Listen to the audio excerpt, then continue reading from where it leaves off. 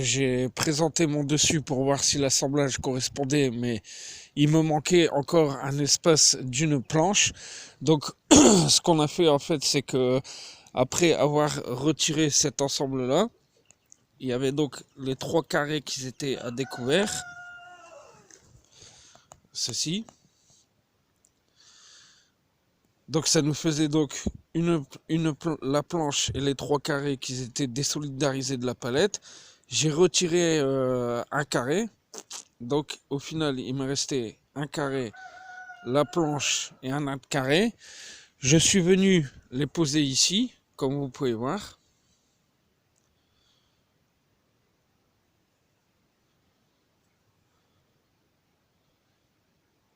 Pour combler l'espace qui me manquait. Et en fait, après, je suis venu tout simplement reposer la palette du dessus sur ce morceau-là. Et en fait, ça a fini de me combler l'espace qui me manquait sans de modifications trop compliquées au final, quoi. Donc on a pris le temps de réfléchir, d'analyser la situation. Et après réflexion, on a trouvé une solution qui était encore bien plus simple que celle que moi j'avais trouvée pour pouvoir finir de poser le toit. Donc ensuite, je l'ai assemblé avec des clous, comme vous pouvez voir, qui viennent se fixer dans le carré là. J'ai fait la même chose pour ici, pour que ça s'assemble dans le carré là. J'ai cloué un troisième là de part en part. Et ensuite, pour le devant, je suis venu finir de fixer avec juste des équerres. Ce qui fait que maintenant, l'ensemble tient. Je vais retirer les serre-joints avec vous, que vous voyez ce que ça peut donner.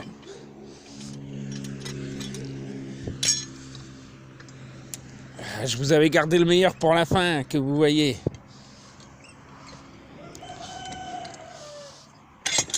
Hop.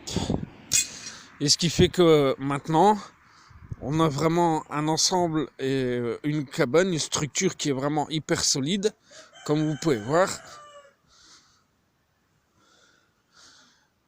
Ce qui va nous permettre en fait, une fois que les tôles seront assemblées dessus, de pouvoir déplacer la cabane en lui faisant faire des roulés-boulés, en la faisant tourner sur elle-même, hein, tout simplement, sans endommager la structure.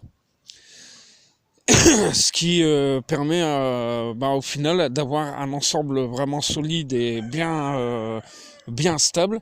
Parce que là c'est pareil, les tôles, je les cloue depuis les carrés du bas, tout le long des lames là, jusqu'au carré du haut. Je répète la même opération ici. Et après à la fin. De ce fait, une fois que les tôles sont fixées sur la structure, les tôles rajoutent en fait une force supplémentaire à la structure de la cabane, ce qui nous permet aisément et facilement de pouvoir lui faire des roulés-boulés. Pour mon cas, hein, parce que moi j'ai pas de machine pour les transporter, il est évident que si j'aurais un tracteur ou un maniscope, je m'embêterais pas, je mettrais les fourches, je la lèverais. Mais là, comme ce n'est pas le cas, on peut pas la transporter sur une brouette, ni la porter parce qu'elle est vraiment trop lourde. Ou alors il faudrait déjà être à 2 ou à 3. Et encore, je suis pas sûr que l'affaire soit simple.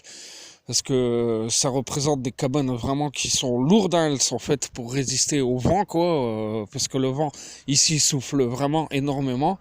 Donc, et puis il faut que les poules soient vraiment dans un abri bien fermé, bien isolé, quoi, bien protégé. Donc il faut quelque chose de solide et de bien fermé. Donc voilà un peu pour la deuxième partie sur l'assemblage de cette cabane, qui maintenant vraiment présente bien, quoi, hein, qui est vraiment jolie. Donc c'est maintenant mon troisième modèle que je fais sur ce type là. Donc le premier, je vais vous le montrer, que j'ai fait avec les tôles, c'est la cabane de Rouquinou. Donc c'est celle-ci, où vous voyez la toute première fois, j'avais pas trop bien réfléchi à mon assemblage. ce que j'ai corrigé en faisant la deuxième cabane, qui est elle beaucoup plus jolie, plus solide et mieux fermée que celle-là, pour ensuite arriver sur une troisième cabane qui est maintenant vraiment aboutie, où je ne commets plus les mêmes erreurs qu'au tout début, quoi. Hein. Donc là, j'ai même plus besoin de rajouter d'isolant ou de bâche, moi, vu que j'ai des tôles, quoi. Il me suffit de clouer les tôles que j'ai déjà à peu près à la bonne taille et que je viendrai fixer au cours des prochains jours jusqu'à venir fermer les bords à peu près ici, quoi. Donc voilà pour cette nouvelle cabane. Une fois les tôles fixées, il ne me restera plus que les perchoirs à mettre. Et donc ensuite, cette cabane qui est beaucoup plus large ira, alors là aussi ça va être le micmac.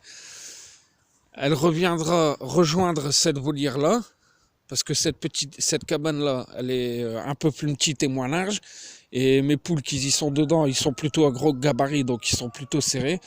Donc celle-ci, je l'intégrerai en dessous de cette volière, ce qui implique qu'il va falloir une fois de plus re-enlever la volière, sortir tout le monde à l'intérieur, sortir la cabane, mettre en place celle-ci, et la petite viendra intégrer cette volière qui est beaucoup plus petite et que je viendrai placer derrière là-bas. Alors à la place que je vais vous montrer, parce que là aussi j'ai retiré un bassin, c'est ce qu'on voit là. Donc pour ceux qui suivent à peu près régulièrement les vidéos, si vous vous souvenez bien, ici il y avait un troisième bassin que j'ai retiré. C'est là que je placerai cette petite volière avec la cabane. Et plus tard, quand les arbres auront poussé, eh ben, ça viendra abriter un petit peu les volailles, quoi, du soleil et des intempéries. Donc voilà un peu pour les petits changements. Et la construction qui est quasiment finie maintenant de cette cabane et qui présente vraiment déjà bien. Hein. On est vraiment, enfin les tôles sont pas encore mises, mais on est déjà vraiment, on s'y sent bien quand on rentre dedans, quoi. Il y a vraiment de la place. On a une bonne largeur d'ouverture. Donc voilà, je pense que les futures volailles qui s'imiteront seront bien. Et puis dans tous les cas, je vous tiens informé sur la suite de la construction, donc la troisième étape de cette cabane qui je l'espère se fera assez rapidement. Donc voilà les amis, voilà la famille, voilà tous ceux qui suivent mes vidéos, mes petits abonnés. Je vous remercie tous de me suivre encore une fois. C'est vraiment important et ça me fait plaisir. Et à très vite pour d'autres infos et vidéos à l'association du Jardin Fermier Les 1000 Idées et tout ce qui se passe autour. Voilà, ciao, bye bye.